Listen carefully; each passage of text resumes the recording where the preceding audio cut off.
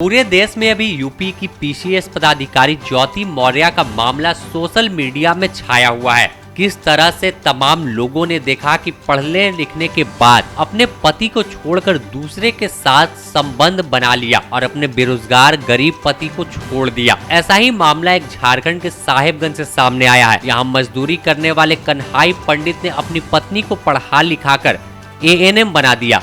जब एएनएम की पढ़ाई कंप्लीट हो गई तो उसके बाद पत्नी ने पति को छोड़कर फरार हो गई और उसने कहा कि वह उसे भूल जाए। बता दें कि कल्पना और कन्हाई पंडित की शादी करीब 14 वर्ष पहले हिंदू रीति रिवाज के साथ हुई थी। अशिक्षित लड़का अपनी पत्नी को जमशेदपुर में रखकर एएनएम की पढ़ाई करवाई। कई प्राइवेट अस्पतालों में उसकी ट्रेनिंग हुई और बाद में नौकरी लग गई। इस बीच कल्पना को पढ़ाने और उसके नौकरी के बीच जो पति था कन्हाई पंडित, उस पर कर्ज का बोझ लद गया। पढ़ाई में अधिक कर्ज होने की वजह से कन्हाई पंडित साहेबगंज छोड़कर गुजरात चला गया। गुजरात में काफी मेहनत कर उसने मोटी रकम कमाने की कोशिश की। जब वह कमाई कर वापस लौटा और कर्ज से छुटकारा हुआ तो इस बीच उसकी पत्नी किसी और के साथ प्रेम जाल में बंध गई और कन्हाई को छोड़कर फरार हो गई। कन्हाई को जाते वक्त कहा कि तुम मुझे भूल जाओ, मैं तुम्हारे साथ नहीं रह सकती। क्योंकि जो कन्हाई पंडित था वह मजदूरी करता था और लड़की अब पढ़ लिख कर एएनएम बन गई थी, तो उसे स्टेटस जो था वह साथ में जम नहीं रहा था। वह भूल गई कि किस तरह से उसने कन्हाई पंडित जो था शादी के बाद खुद कष्ट में रहकर कड़ी धूप और पानी को झेल कर उसने पैसा कमाया और पत्नी को पढ़ाया कि पत्नी जब पढ़ लिख कर आगे बढ़ेगी तो उसके भी दिन बदलेंगे। लेकिन जो कल्पना थी पत्नी, वह दिन बदलने की बात तो छोड़िए, कन्हाई पंडित को ही एएनएम बनने के बाद छोड़कर फरार हो गई। अब कन्हाई पंडित थाने में प्राथमिकी दर्ज कराने पहुंच रहा है और एसडीपीओ कार्यालय के चक्कर लगा रहा है। आवेदन देकर एक अज्ञात के खिलाफ पत्नी को बहकाकर भगाने का मामला दर्ज करा रहा है। बता दें कि पूरा मामला बोरियो थाना क्षेत्र का है।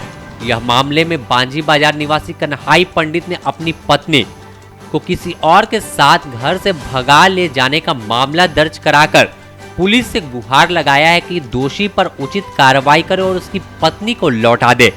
नाम है, घर बांझी बाजार है और हमारा ससुराल है तेलो बथान टोला और हमारा पत्नी का नाम है कल्पना कुमारी। हमारा बेटा का नाम है हेमंत पंडित। कितना साल का बेटा है? 10 साल के हमारा लड़का है। क्या हुआ बताइए? हुआ का तो वो बोल रही थी कि पढ़ेंगे, तो हम पढ़ाने के लिए सक्षम थे। मेरा पास पैसा नहीं था तो बोलता नहीं पढ़ेंगे, अब कि जैसे भी पढ़ाइए हम पढ़ लेंगे। तो हम बोले उतना पैसा कहाँ से ला पाएंगे? तो बोला लेबर काम करके आप जुटा लीजिएगा। तो साँझ दिया तो बोले ठीक है, देखेंगे जहाँ तक सकेंगे वहाँ तक करेंगे। तो हम लेबर काम ट्रैक्टर चलाते हुए, घर के देखते हुए, चलाते हुए और उनको पढ़ाए लिखाए। कहाँ पर पढ़ाए?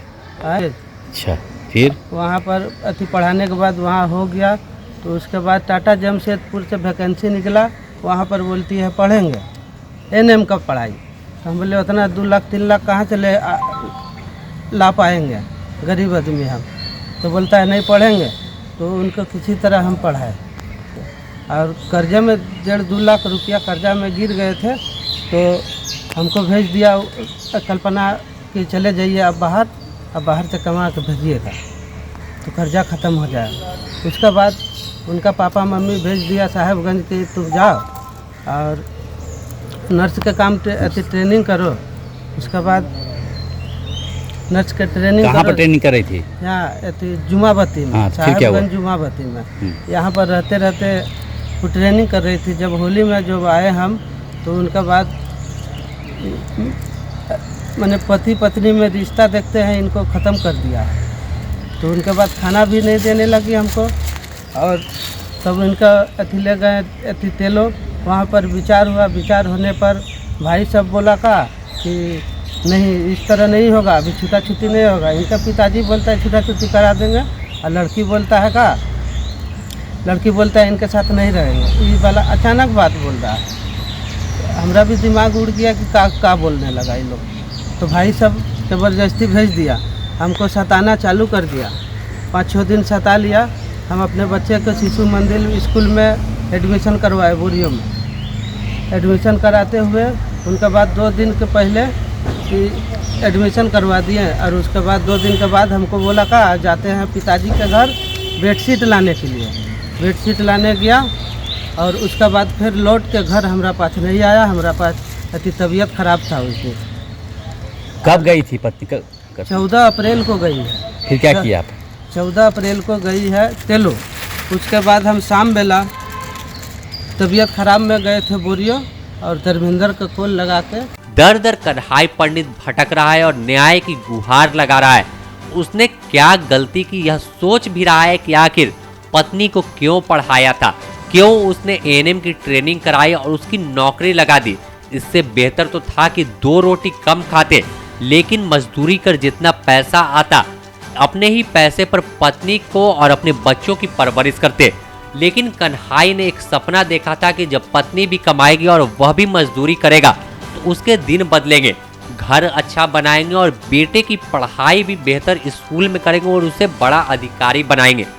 लेकिन जिस तरह से एएनएम बनने के बाद उसकी पत्नी ने उसे अलविदा कह दिया, इससे कई तरह की चर्चाओं के बाजार गर्म है। कोई इस पर मजा भी ले रहा है कि हीरा ठाकुर बनने की कोशिश अब शायद ही कोई करेगा, क्योंकि एक मामला ज्योति मौर्य का पूरे देश में छाया हुआ है और दूसरा मामला झारखंड के साहिबगंज से आया है। ऐसे में कहीं ना कहीं जो और औरतें हैं और महिलाएं हैं, युवती हैं, उनकी भी पढ़ाई जो पति है वो छुड़वा दे रहे हैं। ऐसे कई मामले अब सामने आने लगे हैं। फिलहाल अब देखना होगा कि क्या कल्पना वापस कन्हाई पंडित के पास लौट कर आती है या नहीं। कन्हाई पंडित ने बताया कि उसके तमाम प्रॉपर्टी के दस्तावेज भी कल्पना साथ लेकर चली गई है और साफ तौर पर कहा कि तुम प्रॉपर्टी का क्या करोगे। अब देखना होगा कि पुलिस क्या कुछ कार्रवाई करती है और कन्हाई को क्या इंसाफ मिलता है और पत्नी लौट कर आती है या नहीं। Bureau report, the news post, Ranchi.